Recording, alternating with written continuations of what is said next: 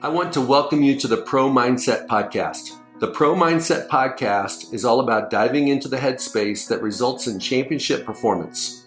High-performing athletes, winners, have this mental flow and have a positive headspace for their performances and success. Join me, Craig Domann, sports attorney and NFL agent, on this podcast. I will interview pro athletes, college athletes, football coaches, and sports personalities. Together, we can discover how you can get in the flow and have your own pro mindset.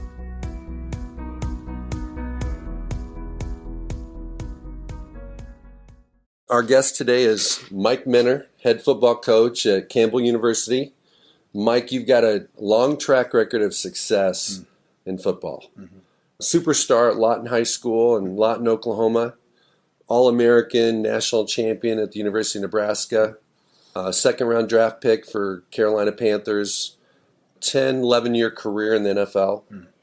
Not as a backup, but as a captain, leader, career tackle leader, Super Bowl participant. Unfortunately, he lost to Tom Brady in his first Super Bowl. Yeah. Right? But I appreciate you being on today, and we're going to talk about pro mindset. We're going to talk about athletes and their performance, and we're going to talk about you and what makes you special? What is kind of your secret sauce as a coach based upon everything you've learned as a player? You've had so many football coaches that everybody knows Tom Osborne, right? John Fox, those kind of guys. Which coach had the most impact on you and what was it? Wow. First of all, thanks for having me on your show. I think this is awesome and great. I wouldn't say it was one coach had more influence on me than anybody else, right? What I will say is, and I believe this is how life is that you collect from everybody that you come in contact with. Absolutely. Right? So I can remember when I first started playing football, Little League, and my coach from the 3rd grade to the 6th grade was the same coach. And I had a dynamic coach there, and he was a great leader of understanding how to push people to become great with their belief, right? Believe in it, see it, and this is when I first started to understand power of belief. And I can remember now. Look, I'm in the 5th grade, and I got a headache. So I had a big headache. We playing in this jamboree, in Little League, play jamborees. And we getting ready to play in the championship game. But I can't play because my head is pounding, just a big-time headache. And I remember my assistant coach coming to me and said, hey, do you mind if I pray for you? I'm like, pray for me? I've never heard of anything like that at that point. I'm like, yeah, because this head is pounding. I'm like, yeah, absolutely. He said, okay, look, all you have to do is believe. I said, that's it. He said, just believe that it's going to work, right? And so he started praying for me, right? And he said, in Jesus' name, gone. Headache gone. So at this point, I'm like running around the whole stadium, little kid running around. Oh my God, it's magic. This guy's magic. Jesus is magic. And that was the first time that I realized how powerful belief is, okay? And, of course, we went on to win the game, win the championship, jamboree, and all that good stuff. And so at that point, I started to understand that. But he taught us excellence, right? It starts with you want to strive for excellence in everything you do. So he was on us, even about teaching us. He taught us how to fold our jeans up and put them in the locker and the whole nine, right? And I really got good at that. And so I used to teach everybody else, all my other teammates, how to crease their pants and fold them up and put them in the locker, man.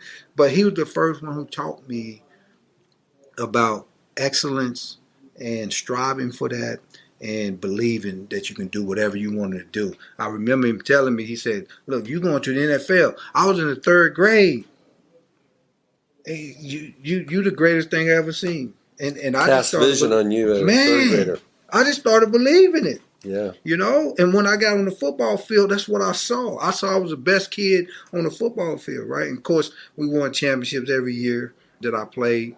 And then I get into high school. And I get another great coach. But this coach, what he taught me was more discipline, you know, how to play disciplined football. Okay. And of course, we went on to win a championship there. And so, again, Did you win the state championship in high school? Yeah. Did Yeah. you? So Awesome. I remember, first of all, I wasn't even going to play high school football. So they keep calling me. They calling me. I'm too small. I'm not going to play. So I'm afraid, right? I'm going from middle school to junior high during our days, right, to high school, and I was afraid.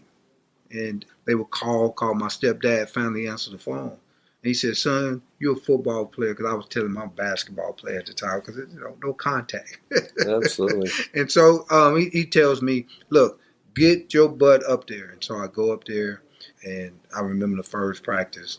And football came easy to me because I can quickly remember plays and remember things quickly. And so we were running cover two, threw the ball to the sideline, broke off the hash, picked the ball off, and they was like, "We've never seen a kid do that," right? And I'm thinking it's just normal stuff. Like, this is what you told me to do, so this is what I do. And I remember at that time, he brought me into his office. He said, "Well, you want to go to college?" And I said, "I want to go to Nebraska." Because I always wanted to go to Nebraska since the third grade. And so I said, I'm going to Nebraska. I had the belief. It was already in me, right? I had the excellence of striving for excellence that was already built in me as a little kid. And now I'm learning the discipline that it takes to become great. And I remember he told me, he said, "You're not fast enough or big enough to go to Nebraska." And so I asked him, I said, "Okay, so if I'm not fast enough or big enough to Nebraska, how fast you got to be and how big you got to be?" And he told me, the next, coming into my senior year, that summer we test. Guess what my numbers were? Exactly what he told me, right? I went training. Don't you wish he would have told you to be like 3 inches taller? Yeah. I don't think I could have changed that, Yeah. But and so I get to college, and now I'm learning how to be a man, right?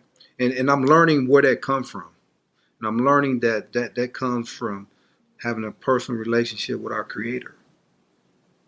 And now things change in Tom Osborne. So he taught me the spiritual side of the man, and then how that connects with the physical part of the man, right? So now I start to understand why I play football, not that I want to play football. And so that's what Coach Osborne taught me. He taught me how to be tough with it. I got hurt, tore my ACL up. How do you bounce back from that, right? And so adversity. So you train for adversity. You don't deal with adversity when it comes. You train for it. So when it comes, you're ready. So people are not tough. People are either trained or untrained. That's what it is. And so he taught me that. And we did that through practice. Of course, we trained ourselves reps after rep. Man, we probably did 1,000 reps in every practice to become what we became in the 90s. And of course, we win championships there. And so now I get drafted in the NFL. And I had 3 people who influenced me in the NFL, and 2 of them was players. One was Eric Davis, and he was a corner that I played with. He was, I think, 7th year in the league when I came in as a rookie. He taught me the business of football. He taught me what it meant to be a professional football player as far as the business side of it, right? And how to get on the football field and create a brand. Because he played at San Francisco, and so he understood that from them guys, Jerry Rice and Joe Montana and Steve Young. And so when he came to the Panthers, he understood how to make this thing a business, right? He taught me how to do that. And from that point on, I looked at myself as a business. And so everything was now marketing every day. So and then I had 3 head coaches that came through. So I got to, if I don't learn that skill and I don't learn that ability, how do I now market myself to these 2 new head coaches who didn't draft me to keep me on their football team as a starter and as a player? And I was able to do that because of what Eric Davis taught me, right? And then Sam Mills. Hang on one second, Yeah. Mike. So Eric taught you the business. Yes. Share one element of his secret sauce. What was Mm. like one of the critical things that you would like to share that distinguishes football from just being a game Right. to being a business? I think one of the things he shared with me that I thought was the greatest is I was coming into my contract year, and he told me, he said, look, a man can't perform if he always worried about performing. I was like, huh? Well, that's good, right? No, you need to just go out and have fun. See? And I think that's the difference in businesses. Do you love what you do, or you just worried about a paycheck, or worried about what's next, or what? So are you doing it from the passion and the love and the desire, or are you doing it from pressure, force? I have to. And from that, and when he told me that, it clicked. And from that point on, I started to understand that a business needs to be ran from the why, not from the what or the how. It's the why. And man, I had the greatest season I ever had as a professional is because I understood the why. And he taught me that way back then. Yeah. That's awesome. Okay, continuing though. Sam Mills. Sam Mills. He was a great one. He was the other one, right? And what he taught me is how to be a professional as far as how to come to work, how to prepare, how to get your teammates to respond. So he taught me that. I played with him his last year. So my rookie year was his last year. And I saw him lead. And see, what he taught me with leadership was first you have to build the culture that you need to build with your teammates, right? Then you need to teach them. So you can't expect them or demand them to do it. You got to teach them how to do it. And so you got to spend time, teaching them how to make that happen. And then once you teach them the standard, then you got to keep them accountable, which is fight for it, right? So everything has to be everybody got to be held accountable. And that was the one thing that I didn't understand as a leader is that, everybody's accountable, and you as a leader have to keep them there. And that's the hard part. This is where people fail. This is where people get tired. This is why when you get older in this business of coaching, you lose it because you're tired of fighting. Like, I'll let that slip. I'll let that slide right there. Oh, that's not worth it. Because you ain't got the energy. This is why they want young people who got energy, because you got to fight a lot for the culture. And he taught me how to do that in real life action. And, what I learned from him is how to be a leader, right? And then, Coach Fox, what he taught me was how to motivate people. Coach Fox is the greatest motivator I ever seen. Okay, Coach Osborne wasn't that. He wasn't the guy who's going to motivate you, give you speeches. But Coach Fox knew how to command the message. First day he comes in, we 0-15 or 1-15. He comes in the next year, and first thing he says to us, we're going to be champions.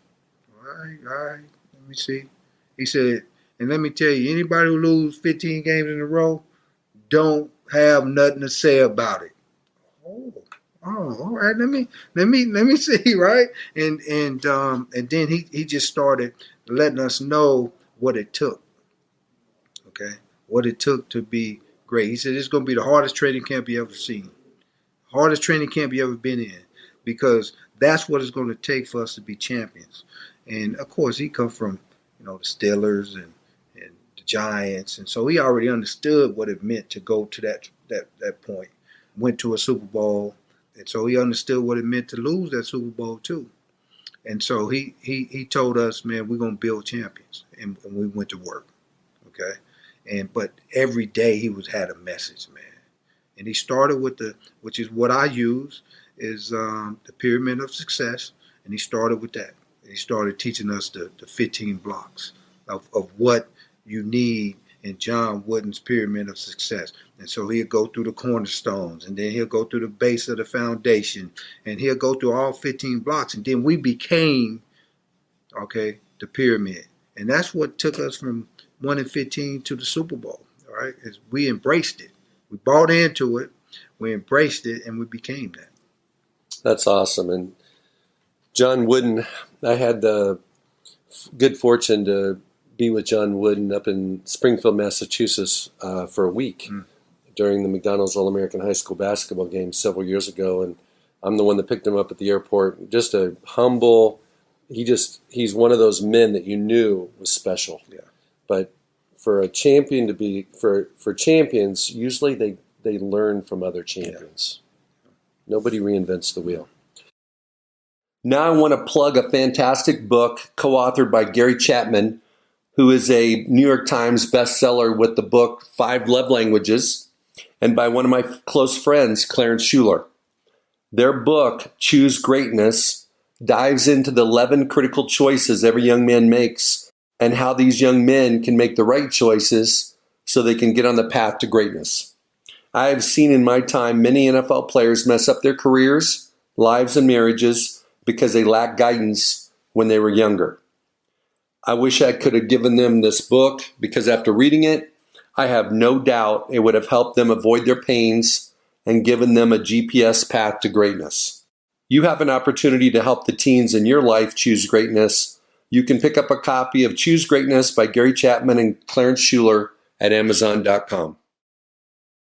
Being a player for a long time, okay, and you've been a coach now for a long time, but being a player for a long time, what halftime speech? What that, because it's hard to motivate players. Yeah. But when you were a player, what halftime speech comes to mind when maybe it was Coach Fox that really hit you between the eyes? Listen, see, Coach Osborne was a scientist. See a difference. He was a scientific guy, and he knew how to chop up a team from a holistic standpoint and his offense against their defense. Okay? So we playing Miami. This is first championship that we win in 94. And he comes in at halftime and he tells us, guys, this is how it's going to play out. And he goes to tell us how the whole game going to play out. He goes to tell us what Warren Sapp is going to be looking like at the end of the third quarter. Right? He started telling us what their defense was going to, because at that time, Warren Sapp and those guys, they had a lot of great football players, and so I think Mike Barrow was the linebacker that was on that team, and so it plays out exactly. It don't hit me at that point. It hit me when it's going on, right? And I'm watching every single thing that he said happen.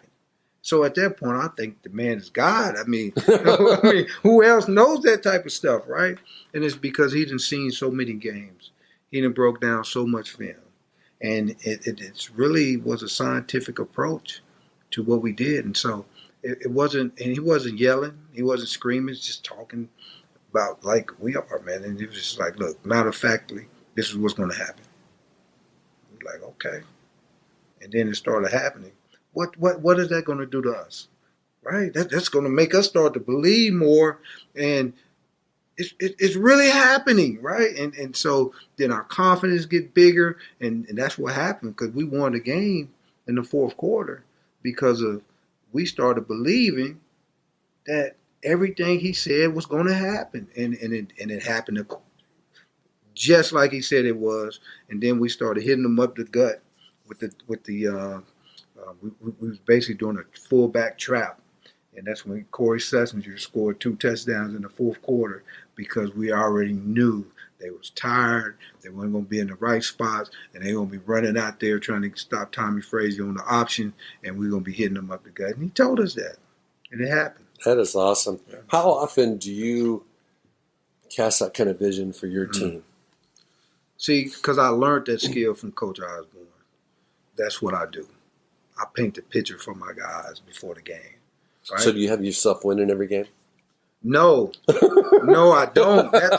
Maybe I should do that, right? So I don't tell them the results. Okay. What I tell them is what's going to happen in the game, right? So I tell them what type of game it's going to be, and I tell them what's the most important pieces in this game. And this is what we have to master. If we master these things, whatever these things are in each game, we'll win the game, okay? And so I can remember this year, we getting ready to play triple option team. They rated number 2 in the country, Kennesaw State. And so I'm watching them, and I watch, every game they had this year, every game they had last year. And I start to see the story with these guys. And it reminded me of me in Nebraska, what we used to do to people. I said, man, this is exactly what we used to do to people.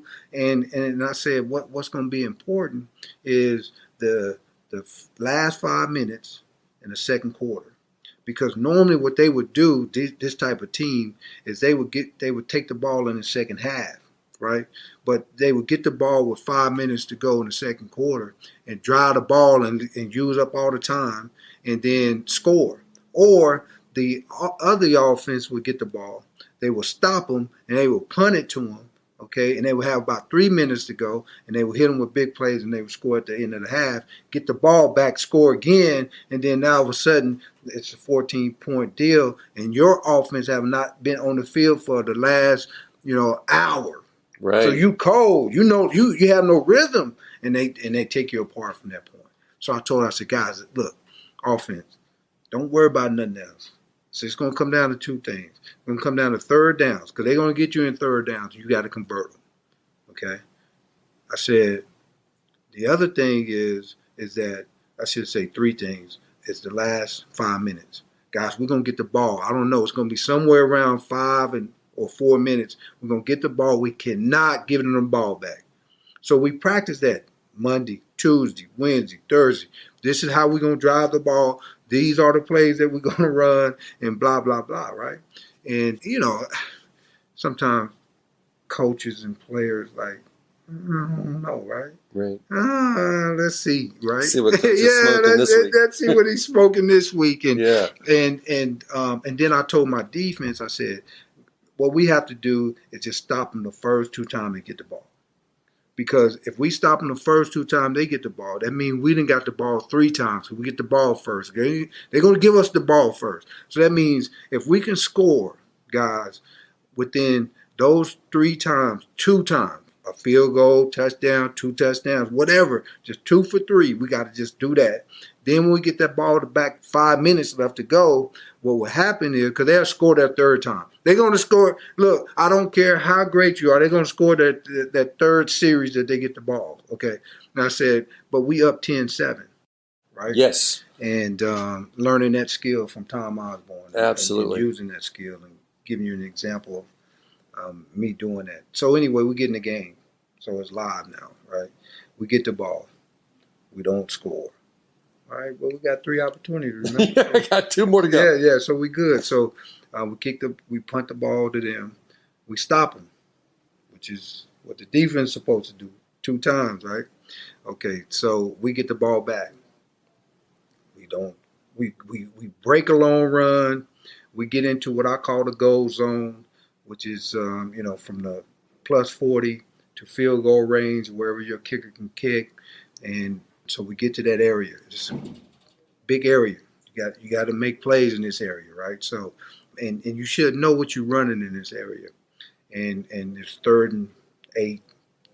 We didn't get it, so we have to punt the ball.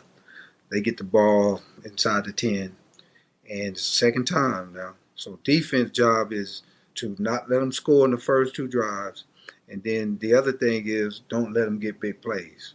So you got to make them drive, right? So they continue to drive. They keep the ball for like 7-8 minutes, and they finally score. But it's in the second quarter. So it's 7-0 in the second quarter. I'm like, okay, we there. But we haven't scored in our 3 times that we get it. We get the ball back, 3rd time, and we don't score. So we kick the ball back to these guys. And so these guys, 1 score. 1 play, touchdown. Defense can't do it. That's the one thing we can't do. No chunk plays. Boom, touchdown. So it's 14-0. 5 minutes to go. You get the ball. We get the ball. Here we go. I tell my coach, here we go, right? Players and we false start, we hold, we false start like 3 times. We just self-destruct, right? The moment is here. And we self-destruct and we kick the ball back to them. Guess what they do? They go right down and score 21-0 at halftime. Game over. Because they're going to get the ball back. They get the ball back. They score again, 28-0. That's the end of the game. So you had the script. You had the secret sauce. Just couldn't execute. That's right. So one of the things that'll be interesting is when you guys play that team again. Did they change coaches this offseason? Defense. On defense? Yes. But, which is a big piece. A big piece of their program? Lost 37 seniors. Wow. Yeah. But you know their DNA. Right. You can reflect on, hey, last year we had the plan, but we didn't execute it. Plan this year might be a little bit different, but maybe pretty close. Yeah. But I love that because when you look at games, it's not just throw the ball out. There is a rhythm to the game. There's ways to do what Kennesaw does. Get 14. They get a 14-point swing the way they play their games. That's right. Okay, and they do take the opposition's offense out of the game by being on the sidelines for so long. You had the 20, 30 minutes at halftime plus those 2 drives on the bookends of the half. It demoralizes players when they don't get to play. Yes. You get cold, right? So you don't even. But here's the psychological piece to it, right? You don't even know that you're not in flow anymore because the game itself is still going on, but the game within the game, you out of sorts. You really haven't been in, right? And so this is why your offense sputters when it gets back on the football field because you have no rhythm, what we call rhythm in sports, right? And so I mean, every game has a story. And I believe it's up to the coaches to understand what the story is going to be, right? And then you set it out for your players to say, okay, here go the story, guys. This is what it's going to look like, okay? And so what you have to do then is prepare for the scenes in the story. Okay? And for those coaches that don't set out the story, they're just victims of whatever the other team's story is. That's right. Right. And some people just don't even know the story is going on. So it's, sometimes it's just, the story is we just better than you. We just gonna beat you, right? And so you go out recruit everybody, and you think that's how my story is gonna be every time. But then you run against somebody who got just as good of players as you do, but you're not an expert at telling the story. You're not an expert in painting the picture. You don't know how many story scenes or how many stories is out there. What category is this going to be? Is this going to be a thriller? Oh, this is going to be a horror story, right? Or this is going to be a love story. What kind of story we got, right? Is this going to be this long, drawn out type movie that's going to be boring and you got to stand? Or is this going to be a tricky one? Because you don't know. Like the unusual suspect. You don't know which one going to be the suspect this week. Oh, it's him. Oh, it's my quarterback. Oh, you don't know who's going to be that. So everybody got a story. And I think that's what made football so great is because it really plays out as a movie. And it's in one of those categories. Action. A lot of people love the up-tempo offense. Action, man. It's an action story.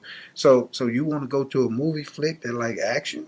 You want to go to a movie flicks will be some defense, some horror going on. Like this dude gonna knock your face mask off, right? So you got all these different things that plays a part, and I think that's you also have drama. Drama. If you have a player that's one of your critical guys get hurt, and you're not ready, you're going to experience some drama. Yes. And I think the other part of it is the best teams and the best coaches have their teams mentally prepared to play in different types of movies because of what happens during a game. Yes.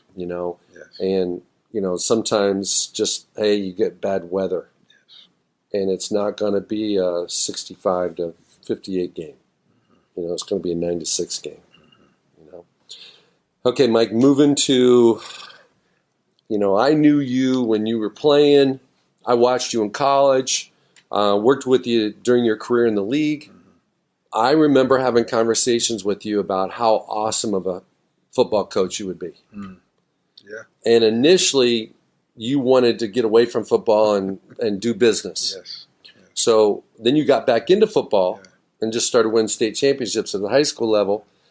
Why did you get into coaching? And what was the turning point that you were like, I got to get back into coaching, get back into the game? Great question.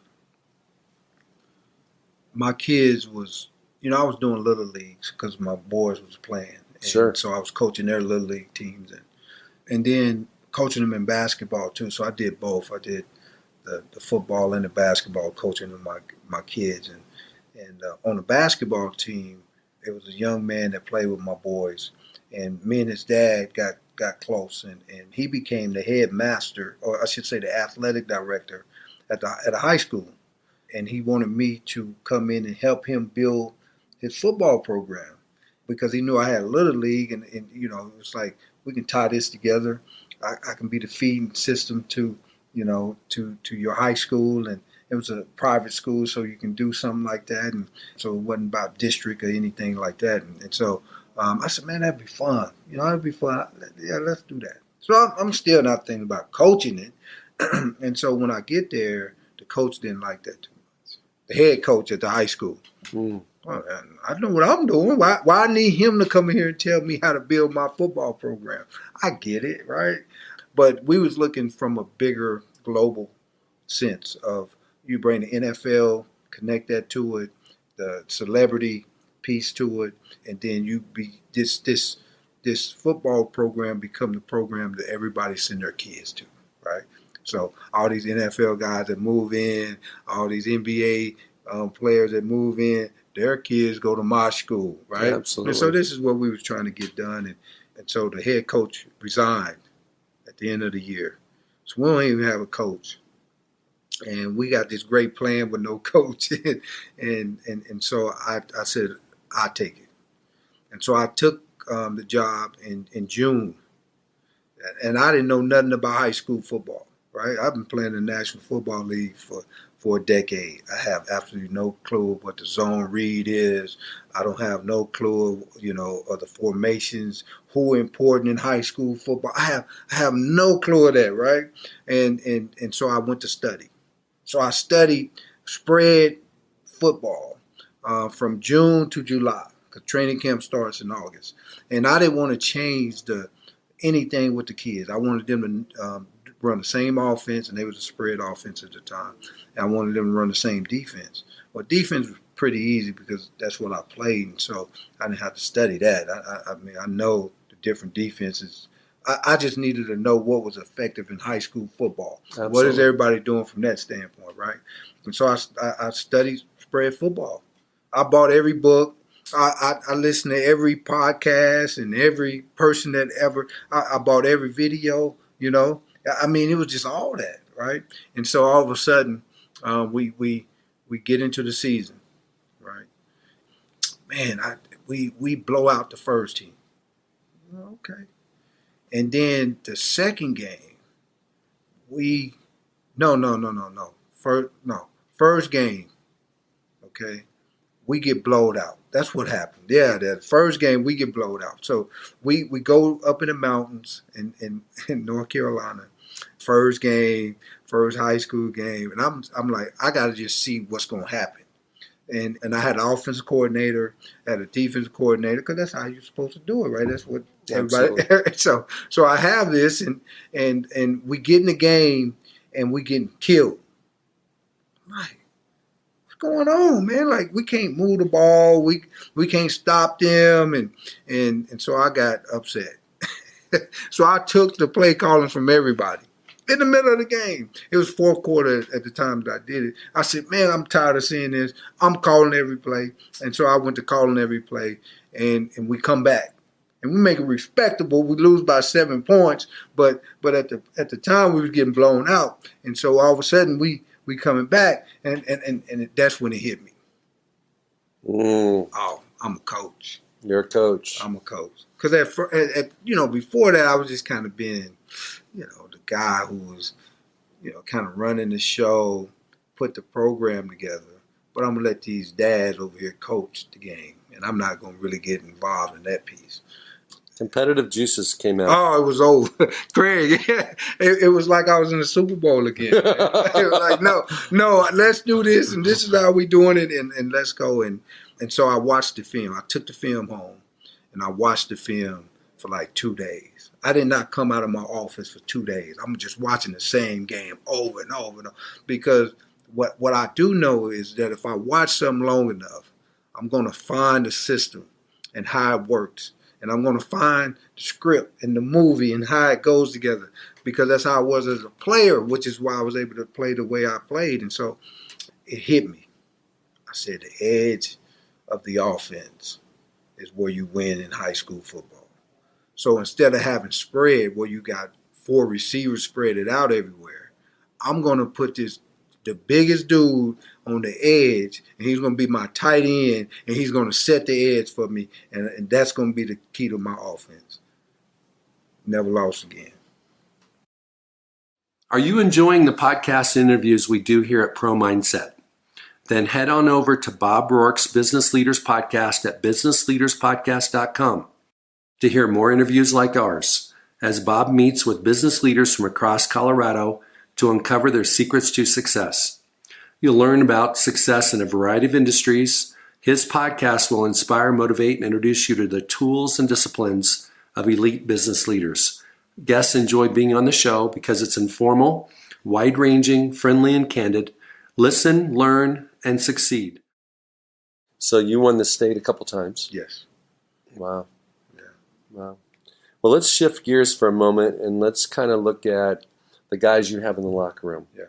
You know, you recruit them, you develop them, you coach them, you manage them, you have all these relationships with these guys. What do you we talk about belief, we talk about confidence, talk about DNA, lots of these words, mindset. What are you looking for, and what separates the elite superstar kind of player from everyone else? Okay. It's what I call the cornerstones, and it's the cornerstones of the pyramid that we talked about earlier. It's industriousness is the word that he used. So it's an old word, and a lot of people don't know what that word means, right? But it simply means hard work, okay? But not just hard work. It's hard work with a purpose and a plan. And because there's a lot of people working hard out there today that has nothing to show for it because it's not their plan they're working hard on. And so you must have a purpose, a vision of where you want to go with your life, okay? So when I look at a young man and I look at somebody who wants to play this game of football, you better know what you want out of it. You can't do this casually. You just can't show up and say, okay, I'm going to lift weights hard, I'm going to run sprints hard, and I'm going to practice hard for you, coach, and you have no vision of what you want to do with your career. When I find that kid, and when I ask them that question or questions that relate to that, and they can tell me what they want, because I knew what I wanted in the 3rd grade. I knew I wanted to go to Nebraska in the 3rd grade. I had that purpose.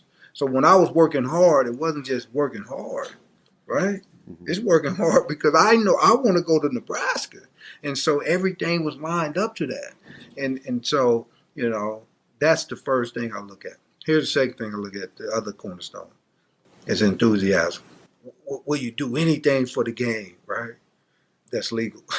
and do you have passion for it? Is this something that you get up? Nobody has to tell you to get up in the morning. See, I used to get up at 5 o'clock in the morning, ride my bike to practice, okay, when we had tour days. And then I'd ride my bike over to my cousin's house who lived close by the high school, okay? And then I'd go take a little nap, get back up, make sure I'm at the practice field ready to go for the next practice when I was in high school. See, I used to walk when I was in elementary from where we was at, 10, 15 miles to get to practice every single day, so I can be there and ready to go. Do you have that type of enthusiasm? Do you have that type of passion? See, because when you become a student athlete, it's a lot going on. And it's the first time you by yourself.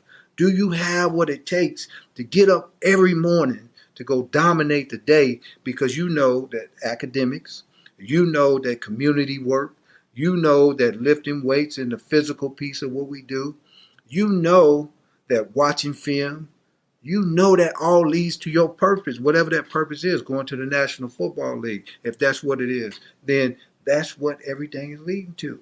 And so you got to have passion for that, because guess what? It's going to get boring, man.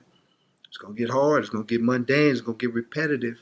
And the people who make it is the people who have that passion and enthusiasm inside that says, I even love the mundane stuff. Okay, that's how people get separated, because people get bored and then they start thinking about other things. They get bored, so they want to go do something else. Something else might be more fun at the time or easier at the time. And then you off track. Right. Yeah. So that's what I look for. Okay. So let's talk about flow or in the zone. Yes. In a game. Mm-hmm. When you were a player, whether it was basketball, football in high school, football in the pros or in college, and you just like made 5 plays in a row, you got a pick 6. I remember getting a few pick 6s. You know, game slows down. You see it happen before it happens. You knew the play was coming. You took the chance. What describe for me or for us how that feels and what's going through your mind when you're in the flow? Well, when you're in the flow, you're not thinking, right? So thinking is not part of it. I try to tell people, of course, I'm sure your listeners know this because you guys talk about mindset all the time. But the mind is broken up into 2 pieces, right? You got the conscious and you got the unconscious. And the conscious mind is where you critically thinking about things, like you are actually thinking about it. And you can only think about and hold in your conscious mind roughly 7 to 9 things. That's it. After that, it's overload. You can't. That's when you just blank out, because it's what they call information overload. Your brain can't handle that. And so what you try to do is you try to get to your subconscious mind, because there is where it's actually unlimited storage space of what's going on. And that's when you're doing things without thinking about it. Okay? And so as a player, your job is to get to the subconscious mind and let that go. And it's hard to get there because you got so many things consciously going on that you get distracted. And so you look at what's going on and it's moving fast, and information overload frees up. You can't move. This is why players can't play. You say, in practice, man, you make it all the plays, but when the lights come on, you freeze up. Why? It's because it's so much that they taking in, and they shouldn't be taking it in. A lot of this stuff should be in the subconscious. And so now the 5 things that you need to be thinking about, not the 100 things that's going on in the game. It's the 5 things that's critical. Like I told you, the story, the chapters. These 5 things right here is what you really need to be worried about. The other stuff should be automatic, okay? So when you're in the flow, what's going on is that you are actually playing out of your subconscious, okay? And then that's why the game slow down, because you're only looking for like 3 things. So it's 100 things going on, but you're only looking for 3. And them 3 things is really slow. And you're like, oh, there it is. Oh, there it is. And so all of a sudden you play so fast. And everything else is slowing down because it's automatic. All the other movements, all the other thinking is automatic because you have trained yourself. Remember what I said. It's not tough people that make it. You either train or untrained. And when you trained, you live in your subconscious in the battle. That's how you get the flow. That's when you know that everything is just working, right? I listen to Michael Jordan or Kobe Bryant, and they say, man, I've shot that shot 1,000,000 times before I got in the game. That's where I try to get our guys. That's what my program is all about, right? My program is to get you to the subconscious, so then now your conscious can be effective within the game, and it's hard to do because you only got 20 hours a week to deal with these kids, and so now you got to train them on how to go do it themselves. And that's what I do with my guys, man. I teach them how to watch film. I teach them how to get to that subconscious. I teach them how to become the pyramid Okay, not just learn the pyramid, become the pyramid. Because when you become the pyramid, again, everything flows subconsciously. You don't want that to be conscious minded. So now I can talk about winning football. Let me ask you this. Yeah. Every year, there's athletic directors that need to make a change, okay? Because they need more butts in the seats. They need more wins. They need to change the culture. Perhaps the program isn't going in alignment with where they want the program to go. And you're one of those coaches that, you check a lot of boxes. High character, tremendous successful track record, player coach, you've been a champion, you're connected to a lot of successful coaches. Why would an AD that's listening to this want to hire you? That's a great question. But I think that in anything, people want to be successful. So if it's an athletic director, if it's a player, if it's a student that's a regular student in the school, if it's a coach, everybody wants to be successful. Everybody wants to unlock that greatness that they have inside. And so when you hire me, you're hiring somebody who understands how to do that. Right? Unlock the greatness in people. Unlock the greatness in your program. Unlock the greatness in the community. Unlock the greatness, at the university itself. Unlock the greatness in the fan base. And unlock the greatness in the boosters who support the program financially, right? That's what it's all about. And so when you get a coach like me, you're getting somebody who understands how to build systems that then unlock the greatness in the people that's involved, right? And that's the difference. I believe that's what it's all about. I think that's what we did when I was in Little League, when I was in high school, when I was at Nebraska, when we got Coach Fox and we went to the Super Bowl. All these people built a culture, a program that understood how to unlock the greatness in people. And then we was able to flourish and be all that we could be, which created championships, and that's what I did in high school. These kids never won a championship before, and what I came in is I built a program to unlock their greatness, and then let them go, let them be what they're gonna be, and you look up and you're gonna be very successful. Now that's very difficult to do. It's not hard. I mean, that's not an easy thing to do. It's to build a program that they don't even know that I'm unlocking their greatness. And that's what a head coach should do. He should be part of that, where he's building it and the player don't even know what's going on. So when you look at the Alabamas, when you look at Clemson's of the world, what you see young men, they come in, snotty-nosed freshmen, and they leave unlocked. And that's why you got guys going to the National Football League. That's why you got numerous of guys graduating and getting jobs and all these things, becoming leaders in the community, becoming leaders in corporate America. Why? It's because they learned how to unlock the greatness. And so now I can flow, and now I can give my gift to the world. Really is what it's all about.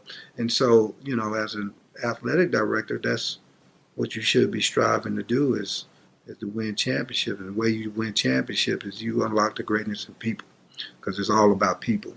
And so we create the standard, and then we keep you accountable to it. Thank you, Coach. You're hired. Thank you. Unleash the greatness. Yes. I appreciate you being on today. Thank you. I appreciate it. Thank you for listening to this episode of Pro Mindset. If you enjoyed this podcast, please subscribe, rate, and review this podcast. 5 stars, of course. You can follow us on our website, promindsetpodcast.com, or on Instagram, Twitter, and Facebook at Pro Mindset Podcast. Thank you so much for listening. We'll see you the next time.